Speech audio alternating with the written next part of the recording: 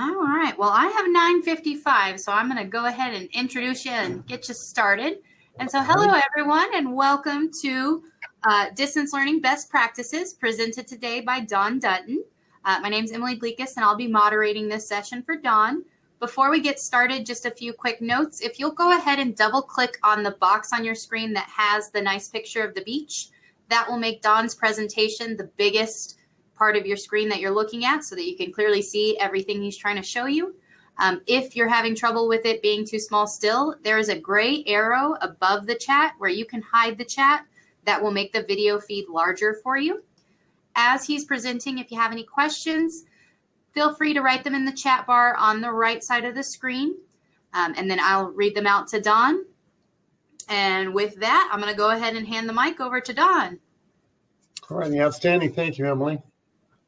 Today we are talking about distance online hybrid best practices. And the idea is to think about this from assessment to reporting, soup to nuts, from before we even see our students to the end of all of it. This is me, and Emily already introduced herself. We are part of the New Mexico Distance Learning Support Team, and we are here to support you instructors. Today, I'm going to be referring to the IDEAL Consortium. This used to be called Project IDEAL. It has been around for many years, maybe a dozen, 15, maybe longer. This was required some 10 years ago in New Mexico. If you wanted to teach distance learning or an online course, you had to attend this several-month online distance learning 101.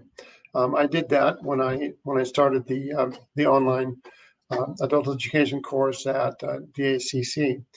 We had that for a couple of years, and it was a GED course online. So I'm going to be referring to my experience there, and also, 15 years ago I did video checkout with ESL students in a distance learning model. So I'll be talking about a variety of things, but I will be referring to specifically the Ideal Distance Education and Blended Learning Handbook. I will be calling it the handbook.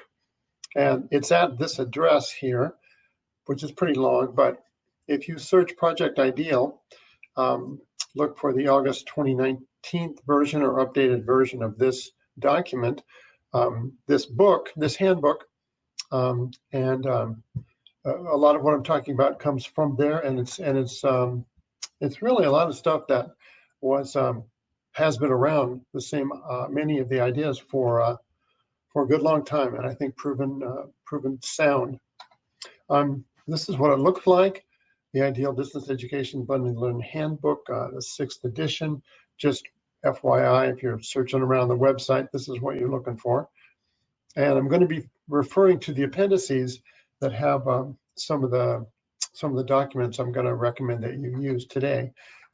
First of all, in 2017, we created or settled on these terms: blended, hybrid, and supplemental learning. The only reason I put this up here is I'm going to be talking about blended and hybrid more most of the time, because we can, when it comes to attendance accounting, we generally look at supplemental learning like homework, and we don't really count attendance for homework. This is blended or hybrid, meaning that it is a part of the curriculum, not supplemental to the curriculum, that we are going to be teaching online, and therefore it is something that we can count as attendance. I also want to mention WiFiA. It is mentioned in the handbook, and as we all know, WiFiA has asked us to include distance education, and also has tasked us with preparing our students to be digitally literate. So all of that is good. Some of us have been kind of thrown into this online world and wondering why. Well, the people who pay us want us to do it. Here it is. It is part of what we're supposed to be doing. The objectives for today are, I would hope that you would be able to recognize and access some of the resources I'm going to talk to you about today to improve or help develop your distance learning class. And state correctly at least 3 basic tenets of quality distance learning instruction and preparation, and also feel organized and confident about your online class and its value to your students. First, get you organized. Most of you are already good. So William asked, will your slides be available to us later? And William, the session will be recorded. But Dawn, Yeah. are you comfortable sending out your slides if anyone would like them to review later? Sure. I'll share them. Sure. And that was it. Any other questions? So far, just greetings. Okay, wonderful. The first thing we need to do is figure out what we want to accomplish, right? So make sure that you're clear on your objectives for your class, and determine what it is your students need specifically to your program and their education needs and their learning styles and all of that. Number 2, decide on your platform. Of course, Canvas or Blackboard or Google Classroom or many others can be used as a learning management system, but make sure that you're good with it, and also that you yourself have the skills necessary to be a successful online instructor. I think this is something maybe some of us bypass once in a while. I think it's important. There is a computer skills self-assessment that I'm going to show you. It is for instructors to kind of get a sense of maybe you have a couple of weaknesses, a couple of holes in your game there that you need to go get some, jump on a YouTube video, ask somebody, to talk to one of us in the support team, to get your game up, to get your skills complete, to be a successful online instructor. So decide. I think most of our instruction is synchronous. If you're going to record your sessions and teach in an asynchronous way, that's okay too, or a combination. That's fine, but decide on your class hours. I think most of us, excuse me, most of our programs have decided on that already too.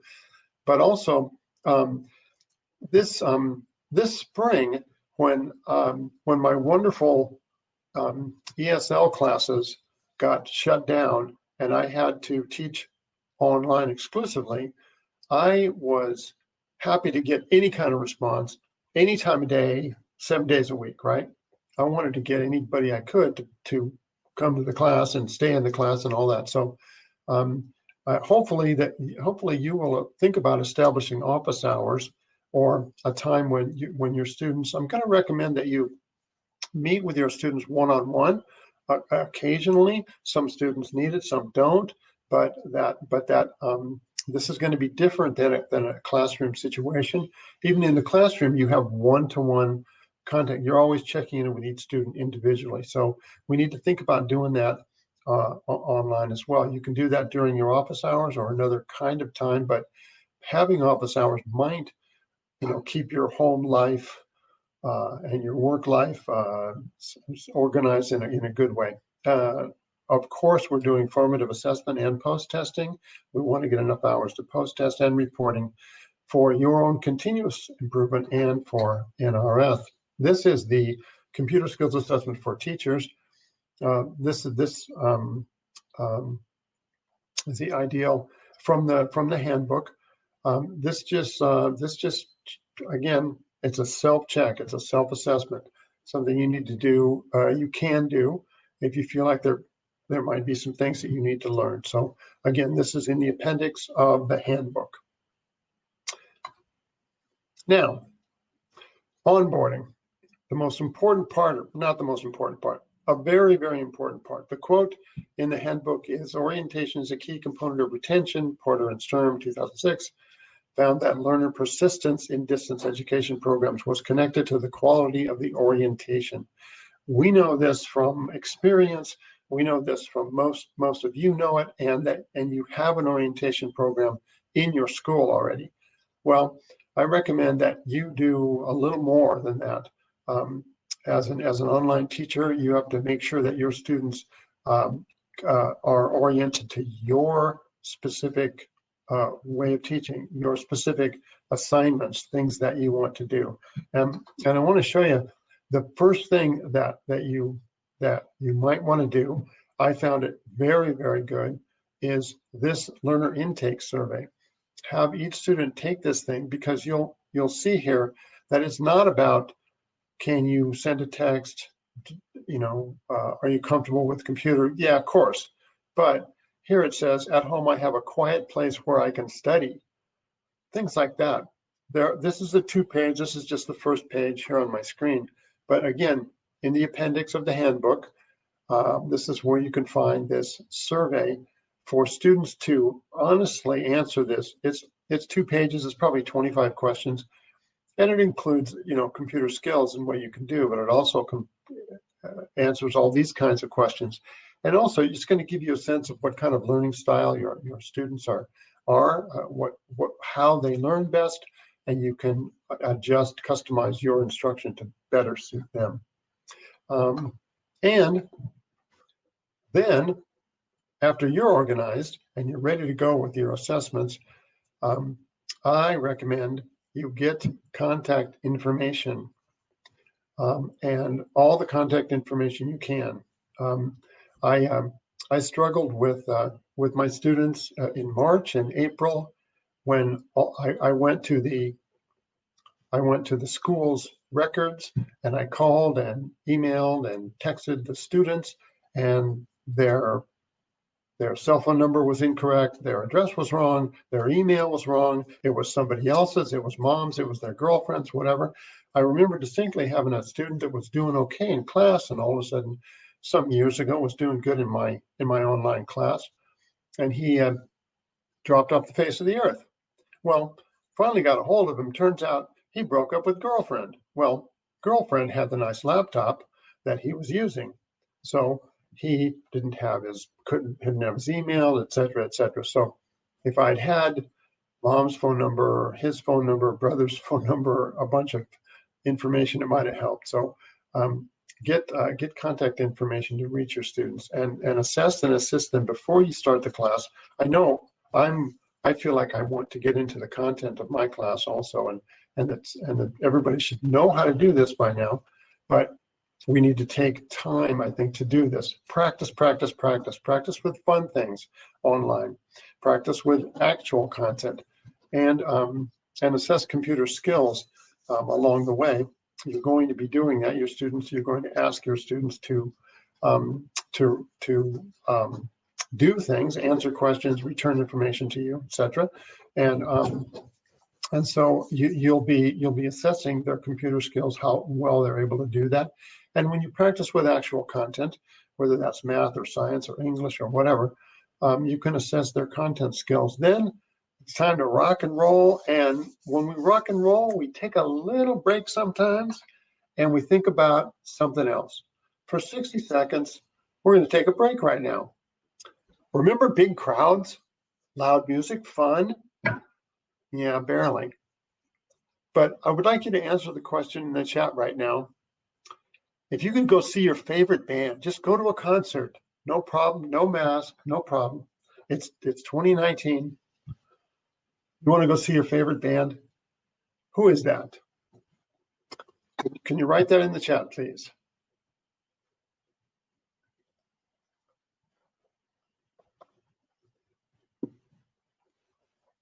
We're getting some responses. We have Foo Fighters, we have Holly, we have U2. Rock and roll. William says, dating myself, but the band. Oh, I don't know if that hey, clicks with you, Don. It didn't good click with me. Guillermo said, yeah.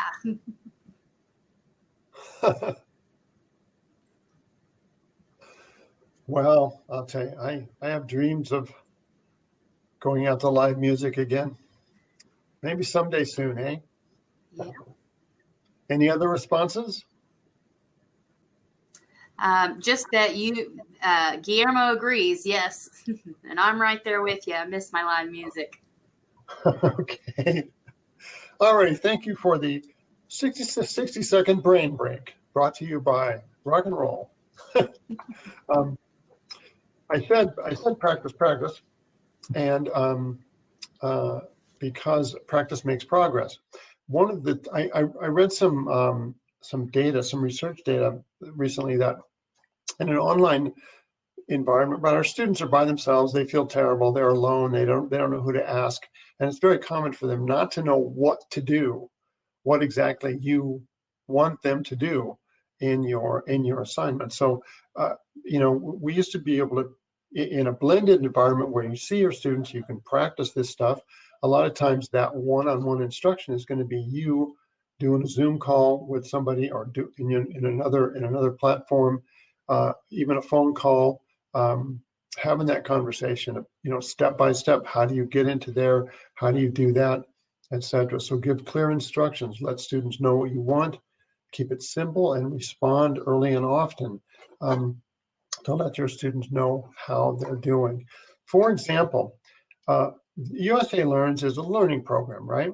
So you might put this program into your learning management system, and give assignments here as a supplement, not a supplement. I mean, as a complement, part of your work. Maybe you have another course that you're using also, but remember, we use these for many good reasons, right? They give students independence. These learning programs offer students self-direction and allow students to work on self-paced. So they can look at a USA Learn assignment. They can look at 10 times if they want to, and learn what it is you want them to learn. So these are really good to use for a variety of reasons, and this is what we are tasked to do as well, right? We want our students to become lifelong learners and be able to work independently and have self-direction. This is an example of, I like Google Classroom as a platform. This is my ESL class in the spring of this year, this is something that I would have gone through in class, but now it has to be done otherwise. So I recommend that you go through this step by step with each student, or in a classroom or in a group, how to log into Google Classroom, how to find the assignment, how to open the assignment, how to get into, the USA Learns homepage is just a click on the screen here, but here's the instruction. Open your USA Learns program, which I've already created my program in USA Learns. I've titled it different. I've titled it specifically Spring 2020. I've customized it to fit my students' needs, higher or lower levels, and this and that. I'm going to ask them to go to lesson 20, recreation and weather, then share a few sentences. They know that I'm expecting them to write about what they like to do for fun. And I'm going to give them an example here. My family and I like to take our dog for a walk around the lake in the afternoon in my neighborhood. So, and write your sentences in the comment space on your homepage. So they see them, the class can see them, you can respond to them. So here is one way that you can present something I think that's fairly clear, and students can know what to do. Third, along the way, you want to continue to stay organized.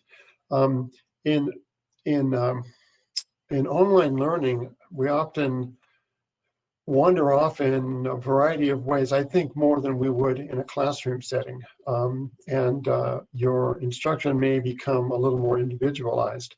And when I was teaching, I had a tracking sheet for each single person. At that time, it was just a piece of paper in a binder, right? And you, of course, can do it online, do it however you want. But I found that keeping track of what students were doing, how they were doing, keeping records on how they were doing, and again, talking to each student individually, and then if you figure out how to do it, move to more customized or individualized instruction, and plan to keep the data for your reporting. This tracking sheet here is what I used in my GED class. And again, you can see I have the name and phone number and all that.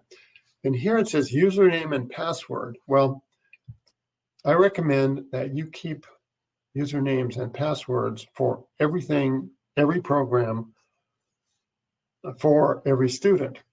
Our students are notorious for not remembering their usernames and passwords, or using someone else's username and password and not their own, or a variety of things that we need to stay on top of. I think it's going to be very helpful if you can remember all of those usernames and passwords that our students have. Here I kept track of what the students did. I was using Canvas at the time. I had their username and password for that, their username and password for Play-Doh. That's what I was using then also. And I kept track of their test results, and did they make a level gain in their post-test? Did they take any of the practice tests, any of the official tests? How did they score, etc. And then in the middle here, this open space was for my notes with my telephone conversations with them, which I tried to do at least weekly. And so I could, as we set dates and times and goals and expectations, I could write those down and then follow up next time I talk to them. Then do it better. Continuous improvement is what we're always after. So you have the data, you have the binders, you have the track sheets, you have your spreadsheet, whatever you want. Study the data and make changes based on the data, and collect more than numbers, of course, because it sounds kind of silly, but how did your students feel about the class? How did they feel about the challenges? How did they feel about your work? A variety of other things that we can ask and reassess your efforts. I wanted to point this out from the handbook. It's a lot of words, but if you'll bear with me, the handbook says, whether in a blended, hybrid, or strictly distance format, successful students are likely to be self-motivated, able to work independently, and possess strong study and organizational skills. Well, that's some of our students. Some of your students, I'm sure, are in this category. Students with higher academic skills may be comfortable completing most of their studies independently. That's, I'm sure, some of our people in New Mexico as well. Lower level students, those who need more support, or those who are English language learners, may fare better in a blended program that combines distance education with ample face-to-face instruction. Well, as I look back at all the students I have had in New Mexico, this is the category they're in. And I believe strongly that the blended approach that includes face-to-face instruction is by far the best, better than all face-to-face, better than all internet or online. But since we can't do face-to-face right now, I recommend that you do that FaceTime, Zoom, whatever other kind of way, hop in, whatever kind of way that you can get face-to-face with your student one-on-one. I think it's crucial that you do that for the support they need, and adjust your assignments really to their needs, if at all possible. So as I wrap up here a little bit, just a reminder what the students need to be successful. I think the survey is very important in the beginning. I hate to say this because it doesn't really work this way for us, but some students just aren't prepared to succeed in an online class. We don't have any choice right now, so we're going to do the survey not to eliminate those who just aren't ready or aren't right for an online class, but to tell us what we need to do to help them get successful, be successful in an online class. The personal follow-up, again, I think is very, very important. And before we expect anything from our students, we're going to practice with all of the machinations. We all use computers so much, it's very easy for us to leave out steps. that might get our students lost. But I recommend that we spend time going through step by step to make sure our students are comfortable knowing what we want in our assignments. Don, Here, we have a couple questions yes. for you before you move into your. And so William asked, what is a good discussion board or chat room app that you found works? Boy, WhatsApp is pretty amazing. It's pretty amazing, and it's so international. A lot of our students already know about it. You know, Google Meet. There's many Google tools that you could set up too. WhatsApp is probably better for a variety of reasons. Yeah. And then the next question, I'm not sure if it was a question for you or a question for William in response to his question, but Guillermo said, have you formed a students work group to help each other? And that's what we do in our program is we have Hangouts groups for our classes. Right. Yeah. Hangouts. Group Hangout. That's a fantastic idea. Speaking of Hangouts, here's a place for teachers to hang out in Facebook Workplace at my.workplace.com. If you've already gone in there, I know many of you have, but if you have not visited us there, you can find us there and come on in and chat. I'm really happy that many of you have filled out the professional development survey that we put out once a year. We did not get it out in January of this year like we did the previous 3 years, but we did eventually get it out now in September. Thank you very much for completing it. If you have not, please complete this again. This is a little bit longer. It may take you 10 or 15 minutes to complete this, but we want to find out what your skills and interests and needs are overall with all of the programs that we support in New Mexico adult education. And we'll probably be sending out this form again another time. And we've had over 70 responses. That's fantastic. That helps us a lot. And if you're thinking about motivational coaching for adult education, our next course starts on Monday, the 21st. And they're still taking people, and you can check that out also here. And that is our conclusion, our website and the evaluation site, which I think is in the chat. Did you put that in the chat already, Emily?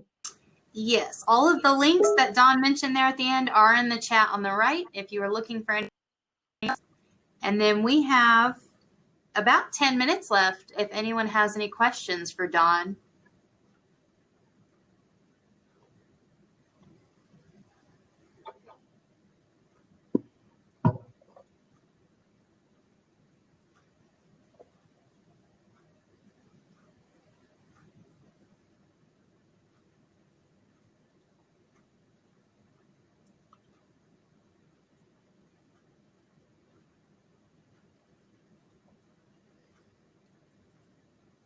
Guillermo said in the chat, Cash and Montserrat provided a session about choosing and evaluating apps for education. Do they fall under this program? I like the assessment document they use to evaluate the apps. I'm not familiar with the app, with the evaluation instrument, so I'm not sure I can answer that question. Guillermo, I think they are using very similar. I don't know if they're using the ideal guidelines per se, but I think very similar guidelines about, making sure the tech, you do those workarounds, checking in with not just the digital literacy, but also with the student, like Don was saying.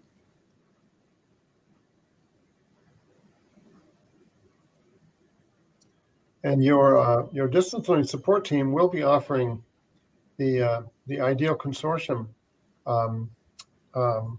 training here again pretty soon. We've begun work on that, So you may see DL 101 or another name for it coming soon. And that'll be an online course that you can take. That's a little more in depth about all of this. That's awesome news. I didn't know that. Yeah, Montse and Jane and Susan Yasinka, I believe, those three are working on that. Oh, okay. I think they all three have master's degrees in online learning or something like that. It's just outstanding. Very well qualified people. Once again, we have a couple minutes left. If you have any questions for Dawn, feel free to type them in the chat. Just a reminder before you go, make sure you do take a moment to give us some feedback. The link's in the chat for that webinar eval for Dawn's session today. And then Dawn, I have a few more comments to read to you. Guillermo wrote, "That's great information about the class. It will probably answer my questions." And William wrote, "Digital skills are paramount. I'm adding a quick class as part of orientation." Oh, excellent. Yeah, good. Yep, they are. I looked this morning, Emily, and we have 82 completed webinar evaluation forms. That is just outstanding. Wow. Thank you all very much.